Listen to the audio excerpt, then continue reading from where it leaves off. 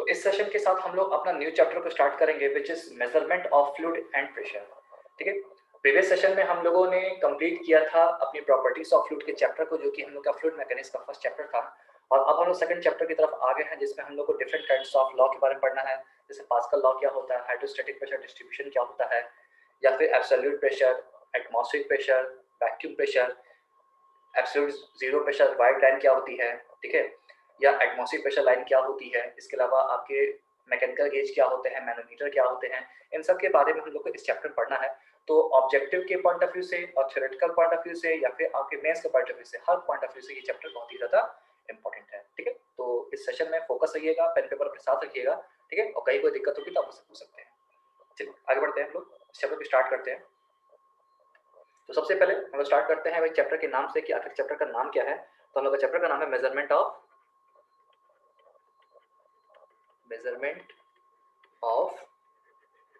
Fluid pressure. ठीक है, हम लोग को प्रेशर का मेजरमेंट करना है। फ्लूइड क्या होता है तो पढ़ लिया, अब फ्लूइड में जो प्रेशर होता है उसके बारे में हम लोग एनालिसिस कैसे करते हैं, उसके बारे में स्टडी कैसे करते हैं, वो इस चैप्टर में पढ़ना है। और इस चीज को पढ़ने के लिए सबसे पहले जिस नियम को हम लोग को फॉलो करना है, जिस रूल को हम लोग को फॉलो करना है, वो है पास्कल्स लॉ। ठीक है, पास्कल्स लॉ। पास्कल ने क्या कहा था, सबसे पहले आप इस बात को सुनिएगा। ठीक है, पास्कल ने कहा था कि अगर कोई फ्लूइड स्टिल है, स्टिल मतलब क्या कि वो रुका हुआ है, अगर कोई फ्लूइड स्टिल है तो उसके हर पॉइंट पे, ठीक है, उसके हर पॉइंट पे अगर हम स्टडी करें या किसी एक सिंगल पॉइंट को भी अगर हम पकड़ लें, तो उस सिंगल पॉइंट के ऊपर लगने वाले प्रेशर हर डायरेक्शन में क्या होंगे, सेम होंगे। इसको सिंप्लीफाइड वे में अगर बताऊं तो जैसे ये हमारा छोटा सा कोई लिक्विड का पार्टिकल है, ठीक है, या किसी फ्लूइड का पार्टिकल है। अब इस फ्लूइड के ऊपर हम कह सकते हैं कि तीन डायरेक्शन में हम स्टडी करते हैं, एक्स डायरेक्शन, वाई डायरेक्शन और जेड डायरेक्शन। तो पास्कल ने यही कहा कि अगर कोई फ्लूइड हमारा क्या है, अगर कोई हमारा फ्लूइड स्टिल है, तो उस फ्लूइड पार्टिकल पर लगने वाला प्रेशर हर डायरेक्शन में क्या होता है, सेम होता है। या ऐसे भी कह सकते हैं कि उस फ्लूइड पार्टिकल के द्वारा हर डायरेक्शन में लगाया जाने वाला इंटेंसिटी ऑफ प्रेशर क्या होता है, सेम होता है। और याद करिए, जब आपने सॉइल पढ़ा था तो वहां पे पोर वाटर प्रेशर को न्यूट्रल इसी वजह से कहा था। क्यों? क्योंकि फ्लूइड हर डायरेक्शन में प्रेशर इंटेंसिटी सेम लगाता है और वो एक दूसरे से कैंसिल आउट होकर कोई साइन नहीं छोड़ती हैं। तो बस पास्कल ने यही कहा था। इन्होंने कहा कि अगर मान लीजिए कि हमारा कोई फ्लूइड एलिमेंट है और ये आपका तीन अलग अलग डायरेक्शन में प्रेशर इंटेंसिटी पीएक्स, पीवाई और पीजेड है, तो इन सब प्रेशर इंटेंसिटी की जो वैल्यू होगी वो आपस में क्या होगी, वो आपस में बराबर होगी। ठीक है, पीएक्स बराबर पीवाई बराबर पीजेड, ऐसा कहना था पास्कल का। साथ ही साथ में इन्होंने कहा कि अगर मान लीजिए अलग अलग शेप में कंटेनर है, जैसे मान लीजिए एक कंटेनर ये है, ठीक है, एक कंटेनर ये है, एक कंटेनर ये है, ठीक है, तो उनका ये कहना था कि सेम लेवल पर इन कंटेनर पे, जो सेम लेवल पे अगर फ्लूइड हमारा भरा हुआ है यहाँ पे, तो सेम लेवल पे जो प्रेशर होगा वो प्रेशर क्या होगा, वो भी सेम होगा। ठीक है, तो पास्कल ने दो कंक्लूजन दिया आपको। पहला कंक्लूजन ये दिया, उन्होंने कहा कि किसी भी स्टिल वाटर में, किसी भी स्टिल फ्लूइड में, किसी भी स्टिल लिक्विड में अगर कोई हमारे पास लिक्विड पार्टिकल है तो उसके द्वारा हर डायरेक्शन में लगने वाली प्रेशर इंटेंसिटी बराबर होगी, यानी कि Px equal to Pi equal to Pz होगा। साथ ही साथ उन्होंने कहा कि अगर अलग अलग शेप के कंटेनर्स हैं और उन सब कंटेनर्स में जो फ्लूइड का लेवल है वो सेम है, आप देख होंगे यहाँ पे, चलिए मैं लेवल को Z मान लेता हूँ, तो लेवल है सेम है, तो उनके उस सेम लेवल पर लगने वाली प्रेशर इंटेंसिटी भी क्या होगी, सेम होगी। और इसी को बेस बना करके मैनोमीटर के कॉन्सेप्ट को आगे बढ़ाया गया। तो ये हो गया आपका पास्कल्स लॉ। अब इसके थोड़ा सा और आगे बढ़ते हैं तो हम लोग को जो नेक्स्ट टॉपिक आएगा वो होगा हमारा हाइड्रोस्टैटिक प्रेशर डिस्ट्रीब्यूशन, जिसका हम लोगों ने सॉइल वगैरह में बहुत ज्यादा यूज किया है। ठीक है, हाइड्रोस्टैटिक प्रेशर डिस्ट्रीब्यूशन। ठीक है, हाइड्रोस्टैटिक प्रेशर डिस्ट्रीब्यूशन। तो अगर मैं हाइड्रोस्टैटिक प्रेशर डिस्ट्रीब्यूशन की बात करूं तो ये कैसे आपका अलग है, ठीक है, या किस तरह से इसको हमें पढ़ना है, इस चीज को देखिएगा। इसमें ऐसा कहा गया कि अगर मान लीजिए कि हमारा कोई फ्लूइड लेवल है, ठीक है, मान लीजिए कि हमारा कोई फ्लूइड है, कुछ इस तरह से हमारे पास फ्लूइड है। अगर इस फ्लूइड में हम लोग वर्टिकली डाउनवर्ड जा रहे हैं, कैसे जा रहे हैं, अगर हम लोग इस फ्लूइड में वर्टिकली डाउनवर्ड जा रहे हैं तो वर्टिकली डाउनवर्ड जाने के दौरान प्रेशर इंटेंसिटी का जो रेट चेंज होगा वो उस फ्लूइड के स्पेसिफिक वेट के बराबर होगा। मीन्स मान लीजिए कि हम, ये हमारे सामने एक फ्लूइड है, इस फ्लूइड में हम ऊपर से नीचे गए और जेड डेप्थ तक गए, ठीक है, ऊपर से नीचे गए, जेड डेप्थ तक गए, तो जेड डेप्थ जाने पर जो प्रेशर इंटेंसिटी का चेंज आपको देखने को मिल रहा है वो उसकी स्पेसिफिक ग्रेविटी के बराबर होगा। तो एलिमेंट्री एनालिसिस पे हम कह सकते हैं इसको dp अपॉन dz बराबर रो इंटू जी, ठीक है। और इसको अगर मैं फॉर्मूले के टर्म्स में लिखूं तो मैं कह सकता हूं P is equal to rho into ji into H, जहां पे एच क्या है आपका कि आप कितनी डेप्थ तक नीचे गए थे, ठीक है। एलिमेंट्री के लिए मैंने जेड मान लिया और कंप्लीट के लिए मैंने एच मान लिया। तो इस तरह से ये फॉर्मूला डिराइव होता है कि अगर हम एच डेप्थ पर चले जाएंगे तो एच डेप्थ पर जाने पर आप देख रहे हैं कि जैसे जैसे आपकी डेप्थ बढ़ती जा रही है वैसे वैसे प्रेशर इंक्रीज होगा। क्यों? क्योंकि P is equal to small P है, ठीक है, प्रेशर इंटेंसिटी कह सकते हैं इसको, रो इंटू जी इंटू एच, और रो इंटू जी को हम क्या बोलते हैं? स्पेसिफिक वेट या यूनिट वेट कहते हैं, ठीक है। तो इस तरह से मैंने आपको बताया कि पास्कल का लॉ क्या होता है, साथ ही साथ में आपको बताया कि हाइड्रोस्टैटिक प्रेशर डिस्ट्रीब्यूशन क्या होता है। अब हम लोग को अलग अलग टाइप के जो प्रेशर होते हैं उनके बीच में क्या रिलेशनशिप होती है इसके बारे में अलॉन्ग विद देयर डेफिनेशन पढ़ना है, ठीक है। तो यहाँ पे आपका जो नेक्स्ट टॉपिक होने वाला है वो होने वाला है relationship between absolute pressure, atmospheric pressure, gauge pressure and vacuum pressure, ठीक है। तो हम लोग को इन प्रेशर्स के बीच में क्या रिलेशन होता है, इन प्रेशर्स की डेफिनेशन क्या होती है, इन सब के बारे में पढ़ना है, ठीक है। अब यहाँ पर सबसे पहले मैं आप लोग को डेफिनेशन बताता हूँ जिससे कि थोड़ा सा आप लोग को चीजों को समझने में आसानी हो। अगर मैं यहाँ पे एब्सोल्यूट प्रेशर की बात करूँ, ठीक है, किसकी बात करूँ? अगर मैं यहाँ पे एब्सोल्यूट प्रेशर की बात करूँ तो एब्सोल्यूट प्रेशर से आप क्या समझते हैं? कोई भी प्रेशर जिसका रेफरेंस क्या हो, कोई भी प्रेशर जिसका रेफरेंस क्या हो, एब्सोल्यूट जीरो प्रेशर हो, एब्सोल्यूट जीरो प्रेशर, ठीक है। तो अगर मैंने एब्सोल्यूट जीरो प्रेशर को रेफरेंस मान करके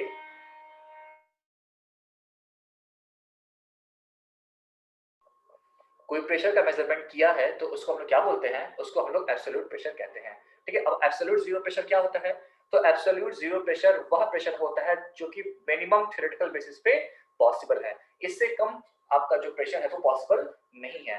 तो अगर हम एब्सोल्यूट जीरो प्रेशर को बेस मानते हुए किसी भी पॉइंट का प्रेशर मेजरमेंट कर रहे हैं तो उसको हम लोग एब्सोल्यूट प्रेशर कहते हैं, ठीक है।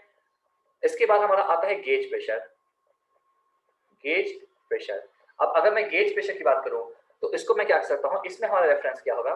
तो अगर मैं किसी भी पॉइंट का प्रेशर मेजर करना चाहता हूं और उसमें हमने जो रेफरेंस लिया है उसको हमने एटमॉस्फेरिक प्रेशर को रेफरेंस माना है, तो इस केस में जो भी आपको प्रेशर मिलता है उसको हम लोग क्या बोलते हैं? उसको हम लोग गेज प्रेशर कहते हैं। तो गेज प्रेशर क्या होता है कि जब किसी पॉइंट के प्रेशर को मेजरमेंट करने के लिए हम लोग रेफरेंस के तौर पर एटमॉस्फेरिक प्रेशर को कंसीडर करते हैं तो ऐसे मेजर किए गए प्रेशर को हम लोग गेज प्रेशर कहते हैं। इसके बाद हमारा आता है वैक्यूम प्रेशर। क्या आता है? Vacuum pressure. तो वैक्यूम प्रेशर का मतलब क्या होता है कि जो भी प्रेशर आपका लेस देन, क्या होता है? लेस देन एब्सोल्यूट प्रेशर होता है, ठीक है, सॉरी एटमॉस्फेरिक प्रेशर होता है, उसको हम लोग क्या बोलते हैं? वैक्यूम प्रेशर कहते हैं।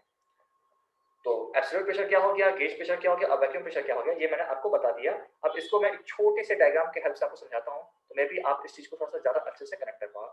मैं यहाँ पे एक एक्सिस बना दे रहा हूँ, ये आपका वाई एक्सिस है, ये आपका एक्स एक्सिस है, ठीक है। और यहाँ पे मैं एक रेफरेंस लाइन यहाँ पे खींच देता हूँ, ठीक है। अब आपको यहाँ पे दो रेफरेंस लाइन देखने को मिल रही होंगी, ठीक है। अब कौन कौन से दो पॉइंट है? यहाँ पे एक पॉइंट मैंने ए मान लिया, ठीक है। ये आपका कौन से है? ये आपकी एटीएम लाइन है। एटीएम मतलब क्या? एटमॉस्फेरिक प्रेशर लाइन है, ठीक है। और ये वाली लाइन कौन सी है?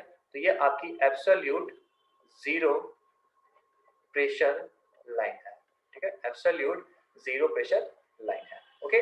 अब मान लीजिए कि ये ए पॉइंट है, इस ए पॉइंट का मेजरमेंट हमने अगर मान लीजिए एब्सोल्यूट जीरो प्रेशर लाइन से किया, यानी कि ये ब्लैक वाला, तो इसको मैं क्या बोलूंगा? इसको मैं बोलूंगा एब्सोल्यूट प्रेशर, ठीक है। लेकिन अगर मान लीजिए कि मैं इस ए पॉइंट के प्रेशर का मेजरमेंट एटमॉस्फेरिक प्रेशर लाइन की सहायता से कर रहा हूं तो इसको मैं क्या बोलूंगा?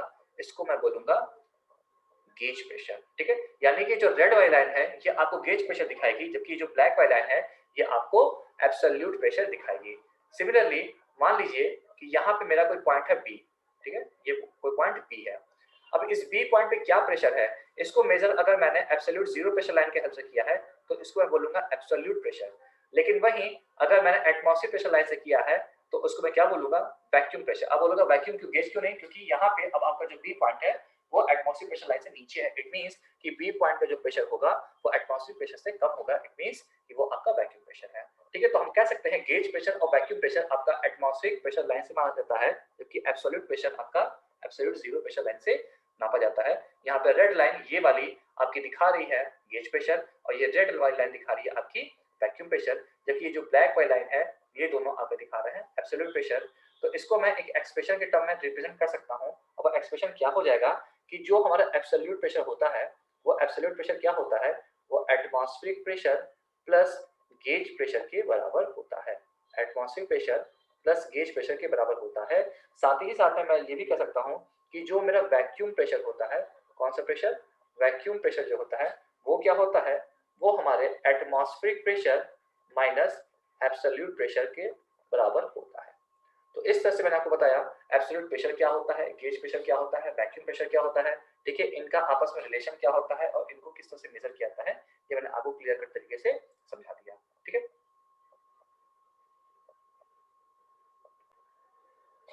ओके, तो थ्योरेटिकल जो हमने पढ़ना था वो पढ़ लिया। तो थोड़ा सा इस चीज को अप्लाई करने के लिए जरा हम लोग न्यूमेरिकल पॉइंट ऑफ व्यू से भी थोड़ा देख लेते हैं। ठीक है, एक क्वेश्चन मैं वो करा रहा हूँ, क्वेश्चन आपके सामने डेटा दिया है और उसको फिर हम सॉल्व करेंगे। क्वेश्चन में क्या करा है कि मेरे पास कोई लिक्विड है और उस लिक्विड की जो स्पेसिफिक ग्रेविटी है, ठीक है, मेरे पास कोई लिक्विड है और उस लिक्विड की जो स्पेसिफिक ग्रेविटी है वो क्वेश्चन में गिवन है और वो क्वेश्चन में कितनी गिवन है, वो 0.9 गिवन है।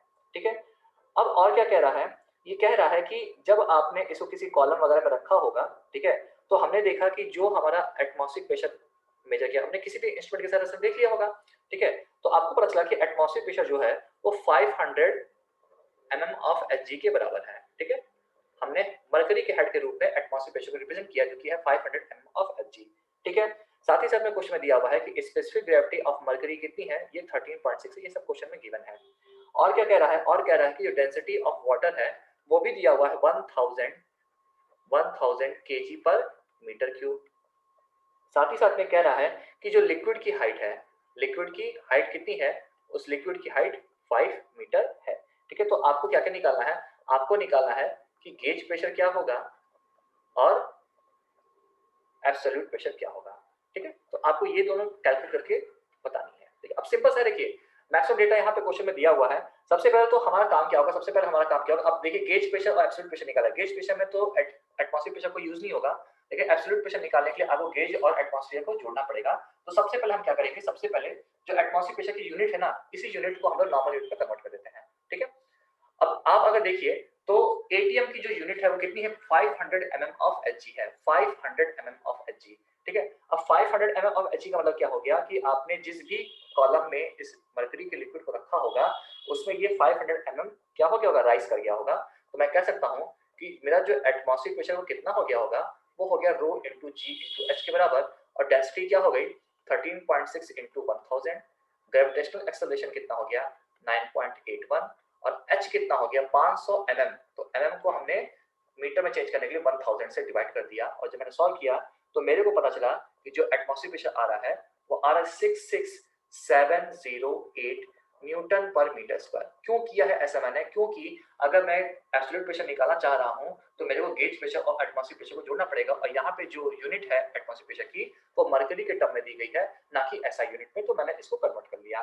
ठीक है, अब मेरे को निकालना है गेज प्रेशर। ठीक है, तो गेज प्रेशर निकालने के मैं क्या करूंगा, गेज प्रेशर क्या होता है, गेज प्रेशर आपका सिंपली वैसे निकलेगा रो इंटू जी इंटू एच से। ठीक है, अब रो कितनी है यहाँ पे, जो कि हमारी लिक्विड है 0.9 स्पेसिफिक ग्रेविटी की, तो इसकी जो डेंसिटी हो जाएगी वो हो जाएगी 0.9 इंटू 1000। ठीक है, जी कितना होगा, तो जी आपका हो जाएगा 9.81। और लिक्विड कितनी हाइट तक है कॉलम में, तो 5 मीटर तक है। और इसको हमने सॉल्व किया तो जो गेज प्रेशर आ रहा है वो आ रहा है 44145 न्यूटन पर मीटर स्क्वायर। तो गेज प्रेशर निकल गया, एक आंसर आ गया। और अब हम निकालेंगे क्या, अब हम निकालेंगे एब्सोल्यूट प्रेशर। और एब्सोल्यूट प्रेशर क्या होती है, ये होती है हमारी atmospheric pressure plus gauge pressure. ठीक है, तो इन दोनों को हम क्या करेंगे, सम कर देंगे, तो ये आ जाएगा एटमॉस्फेरिक प्रेशर आपका 66708 प्लस 44145। और जब मैंने इसको सॉल्व किया तो मेरे पास आ रहा है 1108 53 न्यूटन पर मीटर स्क्वायर। यहाँ पे आपका प्रेशर भी सॉल्व हो गया और उसकी यूनिट भी क्या है, कंफर्टेबल ऐसा यूनिट है जिसको आप किसी भी रूप में अपनी आवश्यकता अनुसार क्या कर सकते हो, चेंज कर सकते हो। ठीक है, तो इस तरह से मैंने आपको बता दिया कि किस तरह आप आराम से क्वेश्चन को कैलकुलेट कर सकते हो। जब आपका गेज प्रेशर निकालना हो या एब्सोल्यूट प्रेशर निकालना या कुछ भी दिया हो, आप आराम से उस चीज को क्या कर सकते हो, निकाल सकते हो। ठीक है, एक और क्वेश्चन लेते हैं, थोड़ा सा आपको रेफरेंस में हेल्प मिलेगी। ठीक है, देखिए क्वेश्चन को ध्यान से देखिएगा।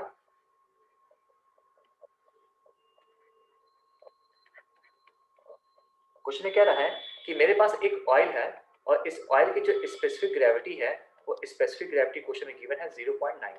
ठीक है, एक ऑयल दिया हुआ है, उस ऑयल की जो स्पेसिफिक ग्रेविटी क्वेश्चन दिया हुआ है 0.9। ठीक है, जब हमने इसको किसी कॉलम में रखा, किसी कॉलम में रखा, तो कॉलम में रखने की वजह से जो ऑयल का राइज है, यानी कि वो कॉलम में 40 मीटर तक चढ़ गया, यानी कि हम इसको कह सकते हैं हाइट ऑफ ऑयल कितना है, 40 मीटर है, ये क्वेश्चन में गिवन है।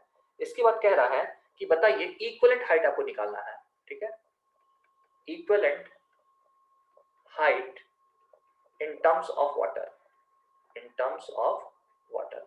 क्वेश्चन का मतलब क्या है, क्वेश्चन मतलब ये है कि हमने किसी कॉलम में ऑयल को स्टोर करके रखा था और उस कॉलम में जो ऑयल है प्रेशर की वजह से 40 मीटर तक राइज कर गई।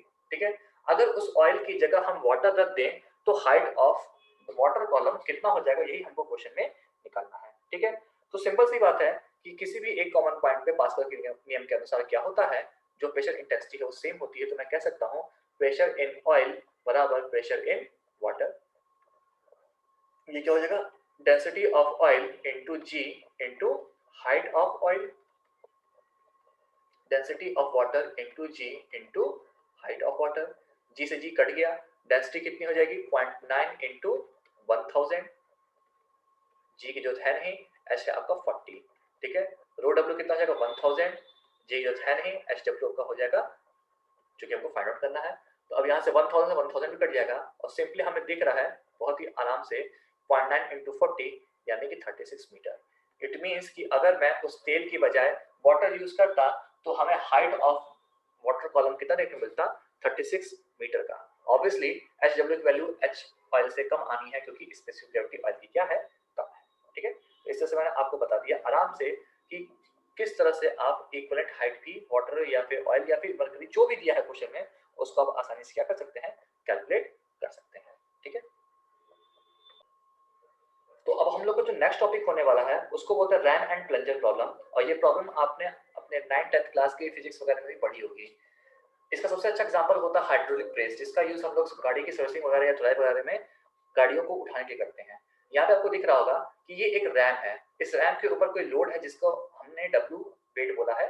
ठीक है, यहाँ एक प्लंजर है, ऊपर से हम फोर्स को अप्लाई करते हैं, प्रेशर फोर्स अप्लाई करते हैं और ये जो प्रेशर फोर्स है, ये फोर्स जो प्रेशर है ये आपका ट्रांसफर होता है और यही प्रेशर आपका इस रैम को ऊपर उठाने में हेल्प करता है। यानी कि हम इनपुट कम डालते हैं और हमको आउटपुट काफी अच्छा मिलता है। इसी कॉन्सेप्ट को यूज करते हुए बड़े बड़े हाइड्रोलिक प्रेस वगैरह का यूज किया जाता है और हैवी हैवी सामान उठाने के लिए कम इनपुट के साथ हम लोग उसको यूज करते हैं। यहाँ पे आपका अप्लाइड फोर्स बहुत ही कम होगा, इनपुट बहुत ही कम होगा और उसके रेफरेंस में 4 गुना 5 गुना आपका आउटपुट देखने को मिलेगा। ठीक है, ये सिंपल आपका किसके बेसिस पे है, ये आपके पास्कल के नियम पर आधारित है, जहां पे कैपिटल डब्ल्यू का मतलब क्या है, वेट ऑफ द ऑब्जेक्ट है। ठीक है, और आपका यहाँ पे कह सकता हूं मैं डब्ल्यू क्या हो गया, डब्ल्यू आपका हो गया weight of object, weight of object. ठीक है, यहाँ पे कैपिटल ए है आपका cross section area of RAM. ठीक है, जो हम रैम यूज कर रहे हैं, ठीक है, जनरली सर्कुलर यूज करते हैं, तो जो हम रैम यूज कर रहे हैं उसका cross section area capital A है। ठीक है, और जो हम प्लंजर यूज कर रहे हैं, प्लंजर का क्रॉस सेक्शन एरिया क्या है, वो स्मॉल ए है। ठीक, इसको याद रखिएगा क्योंकि अभी इसका यूज होना है। ठीक, तो न्यूटन कह रहे हैं पास्कल के नियम के अनुसार कि इस पॉइंट पे जो प्रेशर होगा और इस पॉइंट पे जो प्रेशर होगा वो आपस में क्या होगा, वो सेम होगा। यानी कि रैम के नीचे अगर मैंने प्रेशर P1 मान लिया है और प्लंजर के नीचे मैंने प्रेशर P2 मान लिया है तो ये दोनों आपस में क्या होंगे, बराबर होंगे। और प्रेशर होता क्या है, प्रेशर होता है आपका सिंपली हम कह सकते हैं load upon cross section area बराबर load upon cross section area. ठीक है, इसको मैं और सिंप्लीफाई भी कर सकता हूँ, वैसे तो आप यहीं पे आंसर छोड़ सकते हैं, load upon cross section area या डब्ल्यू अपॉन ए बराबर pressure force upon cross section area के बराबर होगा। इसी को मैं ऐसे लिख सकता हूँ π/4 इंटू डाया ऑफ रैम का स्क्वायर बराबर P upon π/4 into dia of plunger का होल स्क्वायर। और जब मैंने इसको सिंप्लीफाई कर दिया, पाई बाय 4 से पाई बाय 4 कट गया, तो W अपॉन डी आर का स्क्वायर बराबर P अपॉन डी पी का स्क्वायर। और अगर आपको ये कॉन्सेप्ट क्लियर है तो आप ऑब्जेक्टिव एग्जाम में क्वेश्चंस को बहुत ही जल्दी सॉल्व कर सकते हैं। अभी मैं आपको एक न्यूमेरिकल करके दिखाऊंगा भी कि आप कितनी आसानी से अगर इस रिजल्ट को याद रखते हैं तो ऑब्जेक्टिव में आपका कितना ज्यादा टाइम बच जाएगा। ठीक है, ये चीज आपको याद रखनी है। रैन एंड प्लंजर फॉर्मूला बताती है कि पास्कल के नियम को यूज करते हुए आप थोड़ा इनपुट लगा के अधिक आउटपुट फाइंड आउट कर सकते हो और उससे आप हैवी सामान को उठाने के लिए यूज कर सकते हो। P1 बराबर P2 रखा, W अपॉन A बराबर P अपॉन A, और मैंने A को उसके रिलेवेंट डायमीटर में तोड़ दिया और पाई बाय 4 से पाई बाय 4 कट के उसका सिंप्लीफाइड वर्जन मैंने आपके सामने रख दिया। ठीक है, अब इसको समझाने के लिए मैं आपको एक न्यूमेरिकल करके दिखाता हूँ। ठीक है, वो तो बेटर समझ में आएगा, देखिएगा।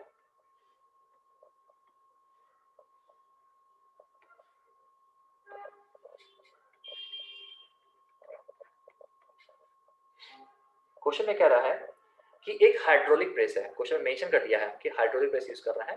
ठीक है, क्वेश्चन में कह रहा है कि एक हाइड्रोलिक प्रेस है और इस हाइड्रोलिक प्रेस का जो डायमीटर है, ठीक है, यानी कि डाया ऑफ रैन, ये कितना है, ये आपका दिया हुआ है 30 सेंटीमीटर। ठीक है, ये क्वेश्चन में गिवन है कि डाया ऑफ रैन 30 सेंटीमीटर है और डाया ऑफ प्लंजर जो है वो आपका 4.5 सेंटीमीटर है, ये आपका गिवन है। इसके बाद कह रहा है कि हम लोग को लोड बताना है कि अगर मैं इस हाइड्रोलिक प्रेस का यूज करूं तो मैं कितना लोड उठा सकता हूं। अगर मैं अप्लाइड कर रहा हूं कितना प्रेशर, अगर मैं प्रेशर अप्लाई जो कर रहा हूं अप्लाइड प्रेशर, वो कितना हो जाएगा, अप्लाइड प्रेशर फोर्स क्वेश्चन में दिया हुआ है कि 500 न्यूटन का अगर मैं प्रेशर फोर्स लगा रहा हूं तो बताइए कि ये कितना भार उठा सकता है। ठीक है, सिंपल सा हाइड्रोलिक प्रेस का प्रयोग क्यों करते हैं, आप हैवी लोड्स को उठाने के लिए करते हैं। तो उन्होंने वही कहा कि अगर मेरा रैम का डायमीटर 30 सेंटीमीटर, प्लंजर का डायमीटर 4.5 सेंटीमीटर है और मैं 500 न्यूटन का इनपुट डाल रहा हूं तो बताओ आउटपुट कितना मिलेगा, इट मींस कि मैं कितना भारी भार उठा सकता हूं। तो सिंपल सा मैं वही काम करूंगा क्या कि मैं यहाँ पे सॉल्व करने के लिए अपने शॉर्टकट का ही यूज करूंगा। और शॉर्टकट क्या था, वो था W upon dia of ram का स्क्वायर बराबर pressure upon dia of plunger का स्क्वायर। तो W हमको निकालना है, डाया ऑफ रैम कितना हो जाएगा, डाया ऑफ रैम हो जाएगा आपका 0.3 का स्क्वायर बराबर प्रेशर फोर्स कितना है 500 अपॉन 0.045 का स्क्वायर। ठीक है, और यहां से जब मैंने सॉल्व किया तो जो W की वैल्यू आ रही है वो W की वैल्यू कितनी आ रही है, वो आ रही है 22,222 न्यूटन। यानी कि अगर मैं 500 न्यूटन का लोड लगाऊंगा या प्रेशर फोर्स लगाऊंगा तो मेरे को जो आउटपुट मिलेगा वो उसका लगभग 4.5 गुना यानी कि 22,222 न्यूटन का मिलेगा। सिंपल है, अगर आप इस शॉर्टकट का यूज करते हो तो आपका एग्जाम में काफी ज्यादा टाइम बचेगा और अल्टीमेटली एग्जाम में टाइम सेव करना सबसे ज्यादा इंपॉर्टेंट होता है क्योंकि वहां पे आपका टाइम ही कम पड़ता है। ठीक है, तो इस तरह से मैंने आपको बता दिया कि किस तरह से आप रैम एंड प्लंजर प्रॉब्लम को आसानी से सॉल्व कर सकते हो। ओके, तो हम लोग को जो अब नेक्स्ट टॉपिक होने वाला है वो होने वाला प्रेशर मेजरिंग डिवाइसेस। ठीक है, प्रेशर मेजरिंग डिवाइसेस को हम लोग दो तरीके से क्लासिफाई कर सकते हैं, एक होता है मैनोमीटर और एक होता है मैकेनिकल गेज। एसएससी जेईई में हम लोग को मैनोमीटर के बारे में पढ़ना होता है, मैकेनिकल गेज हम लोग के कोर्स का हिस्सा नहीं है। अब अगर हम मैनोमीटर की बात करें तो मैनोमीटर को अगेन हम दो हिस्से में बांट सकते हैं, एक होता है सिंपल मैनोमीटर और एक होता है डिफरेंशियल मैनोमीटर। सिंपल मैनोमीटर जो होता है वो किसी एक पॉइंट के या किसी एक अननोन पॉइंट के प्रेशर के बारे में डील करता है, जबकि डिफरेंशियल मैनोमीटर किसी दो अननोन पॉइंट के प्रेशर के बीच के डिफरेंसेस को बताता है। ठीक है, ठीक वैसे प्रोफाइल लेवलिंग और आपका जैसे हाइट ऑफ हिस्टोरिक मेथड और राइज एंड फॉल मेथड था, ठीक वैसे समझ लीजिए। ठीक है, तो अगर किसी एक पॉइंट की डिटेलिंग करनी, किसी एक पॉइंट के प्रेशर के बारे में जानना है तो उसको हम लोग सिंपल मैनोमीटर से निकालेंगे, जबकि अगर हमें दो पॉइंट्स के बीच के प्रेशर डिफरेंसेस को निकालना है या दो अननोन पॉइंट्स या दो नोन पॉइंट्स है, दो हमारे ऐसे सोर्सेस है जिसका प्रेशर डिफरेंस निकाला जा सकता है और उससे अगर हम कुछ कैलकुलेट कर रहे हैं तो हमारा डिफरेंशियल मैनोमीटर उसके अंडर में आ जाता है। अभी वन बाय वन करके डायग्राम बना के समझेंगे तो आपको चीजें थोड़ी क्लियर हो जाएंगी। बस आप ऐसे समझ जाइए कि जब केवल एक पॉइंट ऐसा है जिसका हमें प्रेशर कैलकुलेट करना है तो सिंपल मैनोमीटर, और अगर दो पाइप्स ऐसे हैं जिससे अटैच करके हम लोग को प्रेशर डिफरेंस निकालना है तो डिफरेंशियल मैनोमीटर। सिंपल मैनोमीटर तीन तरह के होते हैं, एक होता है पीजोमीटर जो कि सिंपलेस्ट फॉर्म होता है, देन यूट्यूब मैनोमीटर और फिर सिंगल कॉलम मैनोमीटर। सिमिलरली जो डिफरेंशियल मैनोमीटर होता है वो भी आपका दो तरह का होता है, एक होता है यूट्यूब मैनोमीटर और एक होता है आपका इन्वर्टेड यूट्यूब डिफरेंशियल मैनोमीटर। तो एक आपको मैंने ओवरव्यू दे दिया है और इसी पे बेसिस पर जितने भी आपको टॉपिक दिख रहा है मैकेनिकल गेज को छोड़ करके आपको हर टॉपिक की थ्योरी पढ़नी है और हर टॉपिक से आपको न्यूमेरिकल भी सॉल्व करना है। ठीक है, चलिए तो अब हम लोग वन बाय वन करके जितने भी प्रेशर मेजरिंग डिवाइसेस हैं उनको स्टडी करेंगे, उनसे रिलेटेड थ्योरी, डायग्राम और न्यूमेरिकल को स्टडी करेंगे। ठीक है, तो फोकस न रखिएगा। ठीक है, इंपॉर्टेंट पॉइंट्स हैं और इजी है। अगर आपका फोकस बना हुआ है तो टॉपिक बहुत इजी है, इसके न्यूमेरिकल भी आसान होते हैं। और अगर आपने इसका एनालिसिस नहीं किया ढंग से कि कैसे सॉल्व करना है, तो यही आपका इजी सा टॉपिक आपके लिए बहुत ही ज्यादा टफ बन जाता है। ठीक है, तो सबसे पहले जो चीज हम लोग स्टार्ट करने वाले हैं वो हम लोग मैनोमीटर से शुरू करने वाले हैं कि मैनोमीटर आखिर होता क्या है। ठीक है, तो मैनोमीटर क्या है? तो मैनोमीटर एक प्रेशर मेजरिंग डिवाइस होता है। सबसे पहली चीज जो मैनोमीटर के नाम सुनते ही आपको आना चाहिए, ये क्या है? ये एक प्रेशर मेजरिंग डिवाइस है। Pressure measuring device. और ये डिवाइस क्या करता है? ये किसी भी पॉइंट के बारे में आपको बताता है कि इस पॉइंट पर कितना प्रेशर है। ठीक है, ये किसी भी पॉइंट की प्रेशर इंटेंसिटी को मेजर करके आपको बता सकता है। इसका हमेशा जो एक एंड होता है, वन एंड, वो क्या होता है? वो अननोन पॉइंट से अटैच होता है। ये अननोन पॉइंट क्या है? ये अननोन पॉइंट वो पॉइंट है जिसके प्रेशर के बारे में आपको जानकारी चाहिए। और जो अदर एंड होता है, जो दूसरा सिरा होता है, वो कहाँ होता है? वो ओपन टू द एटमॉस्फेयर होता है। क्या होता है? ओपन टू द एटमॉस्फेयर, यानी कि एटमॉस्फेयर प्रेशर पे रिलीज होता है, टू द एटमॉस्फेयर। ठीक है, तो ये आपके मैनोमीटर की कुछ खास बात होती है कि मैनोमीटर प्रेशर मेजरिंग डिवाइस होता है जिसका एक सिरा अननोन पॉइंट से जुड़ा होता है, जबकि दूसरा सिरा क्या होता है? दूसरा सिरा आपका ओपन टू द एटमॉस्फेयर होता है। ठीक, मैनोमीटर को हम लोग कई तरीके से क्लासिफाई कर सकते हैं, जिसमें से जो सबसे पहला क्लासिफिकेशन है उसको हम बोलते हैं क्या? उसको हम बोलते हैं सिंपल मैनोमीटर। क्या बोलते हैं? Simple manometer. देखिएगा, नंबर वन है आपका सिंपल मैनोमीटर।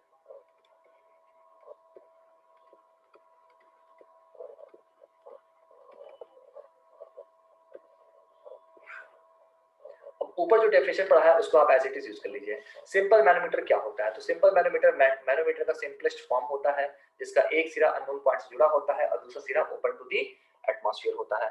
ठीक है, अब देखिए, मैनोमीटर जो हमने यहाँ पे जो मैंने बोला है, ठीक है, ये एक जनरलाइज टर्म है। ठीक है, अब इसमें क्या होगा? इसमें सिंपल मैनोमीटर जैसा कंस्ट्रक्शन भी आएगा जिसमें एक सिरा अननोन पॉइंट से जुड़ा होगा और दूसरा सिरा एटमॉस्फेयर प्रेशर में ओपन होगा। और इसमें आपके कुछ ऐसे भी डिवाइसेस आएंगे जिसमें दोनों मैनोमीटर के जो पॉइंट्स होंगे वो दोनों पॉइंट्स आपके किसी न किसी अननोन पॉइंट से जुड़े होंगे, यानी कि ओपन टू एटमॉस्फेयर नहीं होगा। ठीक है, तो मैनोमीटर जब हम पढ़ रहे हैं तो वहां पे एक चीज क्लियर है कि एक एंड आपको ओपन होगा और एक एंड आपका अननोन पॉइंट से जुड़ा होगा, या फिर हम कह सकते हैं कि जो बोथ एंड्स होंगे, क्या होंगे? बोथ एंड्स वो क्या होंगे? अननोन पॉइंट से जुड़े होंगे। ये अननोन पॉइंट क्यों है? ये अननोन पॉइंट इसलिए है क्योंकि इन पॉइंट के प्रेशर के बारे में हम लोग को जानकारी चाहिए। ठीक है, अब इसी मैनोमीटर का एक फॉर्म है सिंपल मैनोमीटर, जिसमें एक चीज सर्टेन है, और वो सर्टेन क्या है? कि इसका जो एक एंड होने वाला है वो आपके अननोन पॉइंट से जुड़ा होगा, जो कि फॉर श्योर है, जो कि हमने ऊपर देखा है। ठीक है, वन एंड आपका क्या होगा? अननोन पॉइंट से जुड़ा होगा, और जबकि इसका अदर एंड जो होगा, वो अदर एंड क्या होगा? वो अदर एंड आपका ओपन टू एटमॉस्फेयर होगा। ठीक है, ये चीज इसमें क्लियर है। सिंपल मैनोमीटर में कभी भी आपके दो अननोन पॉइंट्स नहीं होंगे, दोनों एंड आपके अननोन पॉइंट से जुड़े हुए नहीं होंगे। ठीक, अब सिंपल मैनोमीटर का जो सिंपलेस्ट फॉर्म होता है, सिंपल मैनोमीटर में क्या होता है? कई तरह का होता है, और इसका जो सिंपलेस्ट फॉर्म होता है उस सिंपलेस्ट फॉर्म को हम कहते हैं पीजोमीटर। ठीक है, पीजोमीटर। अभी पीजोमीटर क्या होता है या देखिएगा, पीजोमीटर सिंपलेस्ट मैनोमीटर होता है, या सिंपलेस्ट मैनोमीटर का सिंपलेस्ट फॉर्म होता है। तो कॉम्प्लेक्स हो गया, मैनोमीटर है, मैनोमीटर का जो सिंपल फॉर्म है उसको हमने सिंपल मैनोमीटर बोला। ठीक है, क्योंकि दो होते हैं, एक सिंपल मैनोमीटर होता है, एक डिफरेंशियल मैनोमीटर होता है। तो मैनोमीटर का जो साधारणतम रूप है उसको हमने सिंपल मैनोमीटर कर दिया। अब सिंपल मैनोमीटर में भी एक सिंपलेस्ट फॉर्म है जिसको हम लोग क्या बोलते हैं? जिसको हम लोग पीजोमीटर कहते हैं। अब इसकी खास बात क्या होती है कि पीजोमीटर का एक सिरा उस पाइप से जुड़ा होता है जिस पाइप में आपको प्रेशर निकालना है, जबकि जो दूसरा सिरा होगा उसको आप नॉर्मली बस ऐसे ले जाकर के ओपन में एटमॉस्फेयर में ओपन छोड़ देते हो, और आप इस पीजोमीटर की हाइट के हेल्प से निकाल लेते हो कि भाई पीजोमीटर में ये जो पॉइंट, आप जिस पॉइंट पे आप ये पाइप अटैच की हो उस पॉइंट का प्रेशर क्या है। तो उस पॉइंट का प्रेशर क्या हो जाता है? रो इंटू जी इंटू एच। तो कुछ होता ही नहीं है, ये कंस्ट्रक्शन बहुत ही आसान होती है, बहुत ज़्यादा सेंसिटिव नहीं होता है, बहुत ज़्यादा एक्यूरेट वैल्यू नहीं देता है, लेकिन फिर भी ये आपकी जनरल एनालिसिस के लिए बहुत ही इंपॉर्टेंट होता है और बहुत ही वाइडली यूज भी किया जाता है, जिसमें आप पीजोमीटर में यानी कि पाइप का, ट्यूब का एक सिरा आप किसी अननोन पॉइंट पर अटैच कर देते हो और दूसरा पॉइंट आपको इस तरह से ऊपर एटमॉस्फेयर तक खोल जाता है, और सिंपली आप एच को कैलकुलेट करके बता सकते हो कि ए पॉइंट के प्रेशर कितना था। ठीक है, तो ये हो गया आपका पीजोमीटर और सिंपल मैनोमीटर की स्टार्टिंग। अब पीजोमीटर के बाद जो हमारा पॉइंट आता है वहां से अब हम लोग का मेन ये चैप्टर स्टार्ट होगा और जो भी न्यूमेरिकल बनेंगे वो मेनली यहीं से बनेंगे। देखिएगा एग्जाम में ज्यादा क्वेश्चन इस टॉपिक से आते हैं। U tube manometer. अब यूट्यूब मैनोमीटर आप डायग्राम देख रहे होंगे, इस डायग्राम में मैंने दो हिस्से बांटा है, ठीक है। पहला होता है गेज प्रेशर के लिए, फॉर गेज प्रेशर,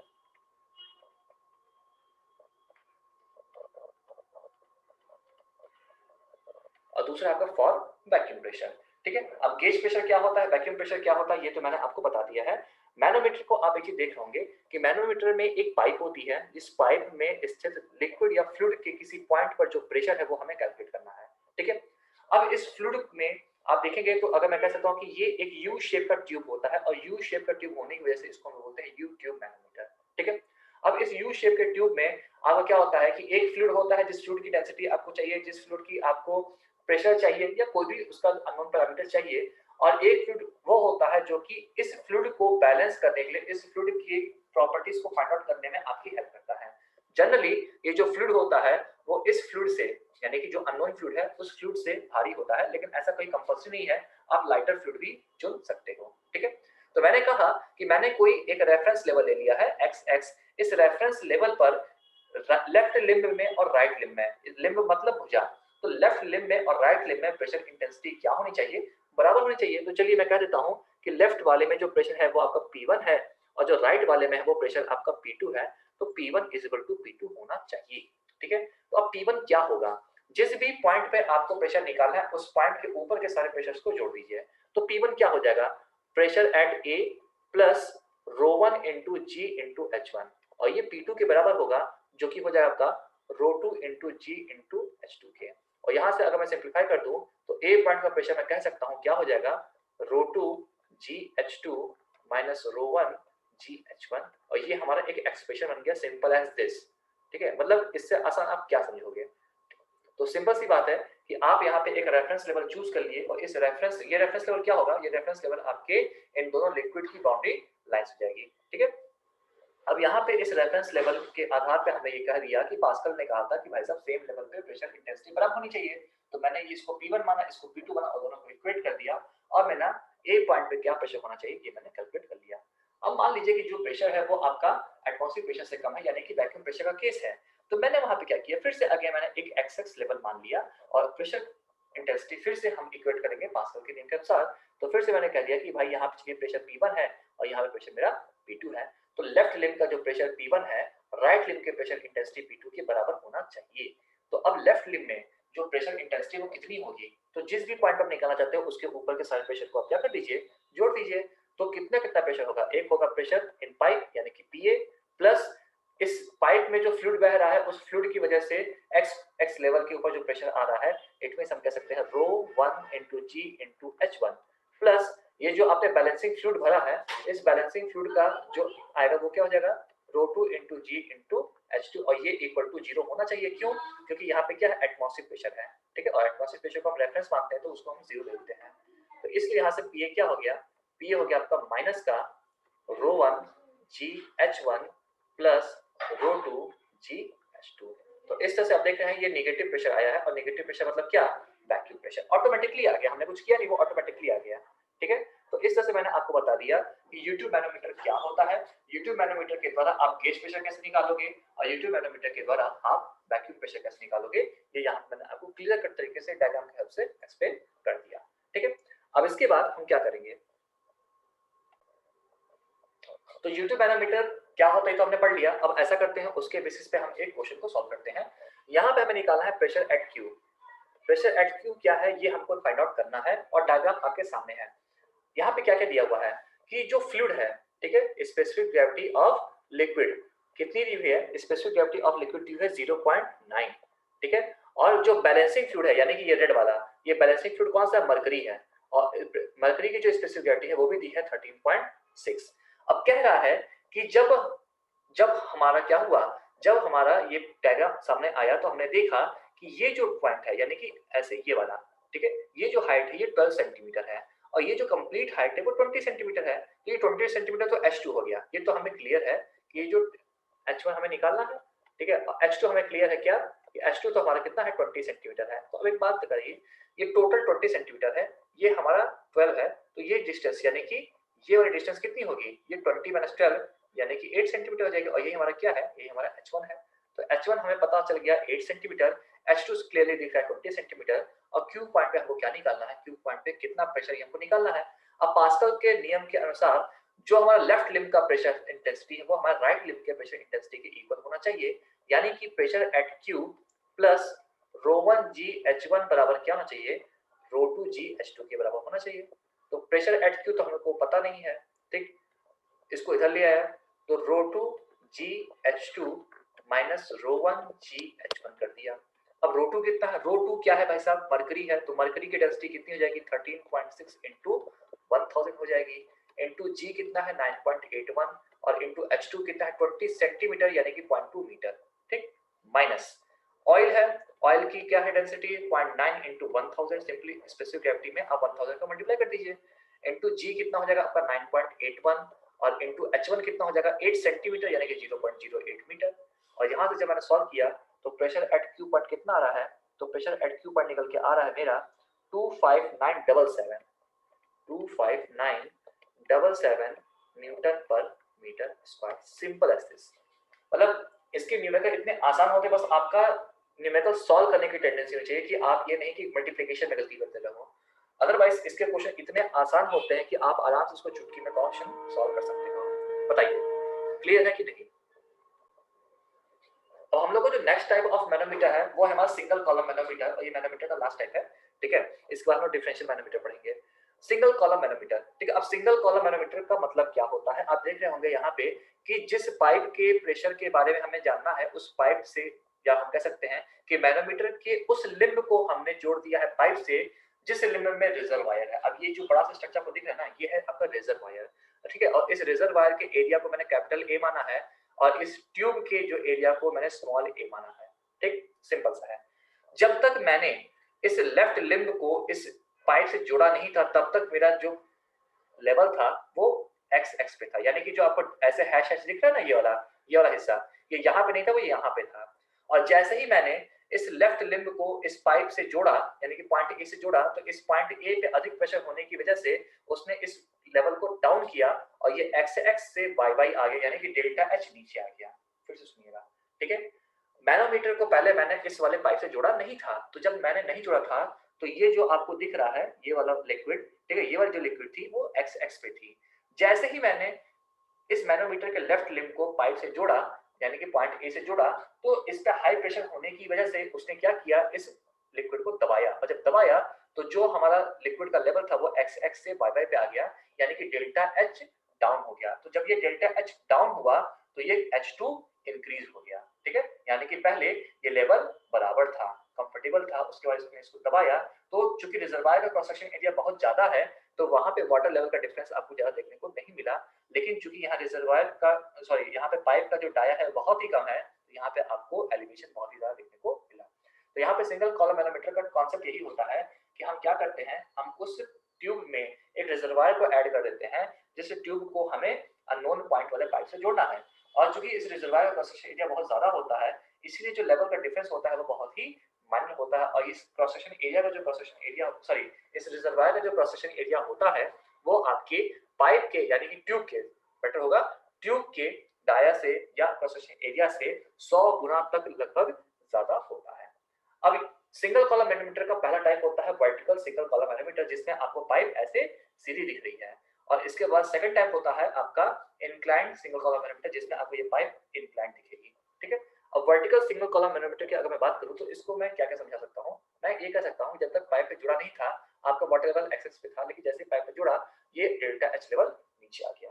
तो जब ये डेल्टा एच लेवल नीचे आ गया तो जितना फॉल होगा, ठीक है, जितना हम कह सकते हैं इसमें ऐसे कि फॉल इन लेफ्ट लिम्ब, ठीक है, लेफ्ट लिम्ब में जितना वाटर लेवल का फॉल होगा कितना होगा डेल्टा एच का, उतना ही आपका क्या होगा राइज इन राइट लिम्ब, उतना ही राइट लिम्ब में क्या होगा इंक्रीज होगा, ठीक है। तो इसको मैं ऐसा कह सकता हूं कि कितना वॉल्यूम नीचे आया, तो ये आया है A इंटू डेल्टा एच, और कितना वॉल्यूम ऊपर गया A इंटू H2। तो यहां से मैं कह सकता हूं कि डेल्टा एच बराबर क्या हो जाएगा, ये हो जाएगा small a upon capital A bracket में इंटू H2। तो यहाँ से मेरे को एक डेल्टा एच का एक्सप्रेशन मिल गया और फिर हम वही काम करेंगे जो अभी तक हम लोग करते आए हैं, ठीक है।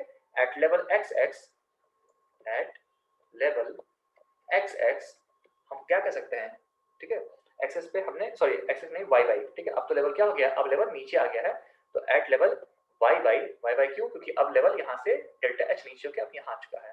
तो यहाँ पे अगर मैं देखूँ तो मैं प्रेशर कैसे निकालूंगा, मैं सिंपली कह सकता हूँ कि लेफ्ट लिम्ब में जो प्रेशर है वो राइट लिम्ब के प्रेशर के बराबर होगा।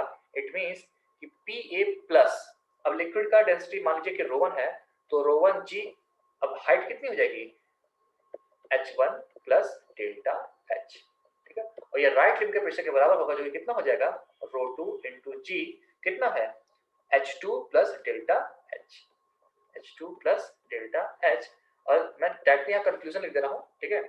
जब मैंने इसको सॉल्व किया तो PA कितना आ गया, ये PA आ गया आपका डेल्टा H, मैं डेल्टा H वाले टर्म को एक साथ कर दिया और बाकी टर्म को मैंने एक साथ कर दिया, ठीक है। तो डेल्टा H रो2G माइनस रो1G प्लस रो2GH2, ठीक है, रो2GH2 माइनस रो1GH1, ठीक है।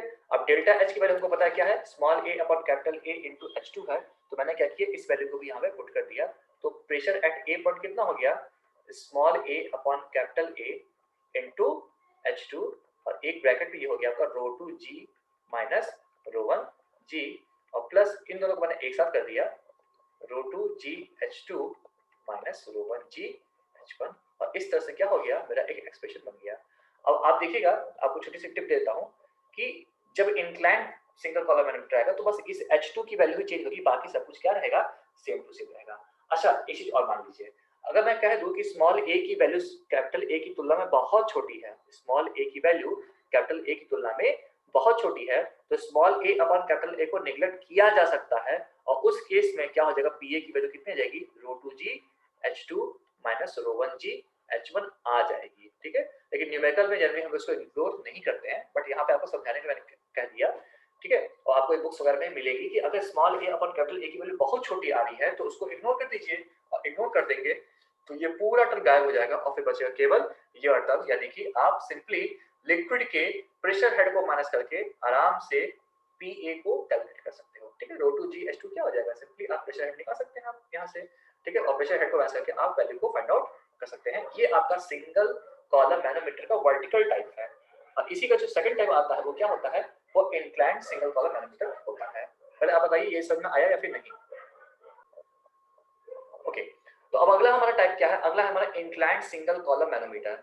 अब इंक्लाइंड सिंगल कॉलम मैनोमीटर में आप देख होंगे कि यहाँ जो आपका लिम्ब दिख रहा है, राइट लिम्ब, ये राइट लिम्ब क्या है, इंक्लाइंड है, हॉरिजॉन्टल से थीटा एंगल बना रहा है, ठीक है। तो अगर यहाँ पे देखिए तो एक छोटा सा ट्रायंगल बन रहा है, और इस ट्रायंगल में अगर मैं कहूँ कि H2 निकालो तो H2 क्या हो जाएगा, L sin थीटा हो जाएगा।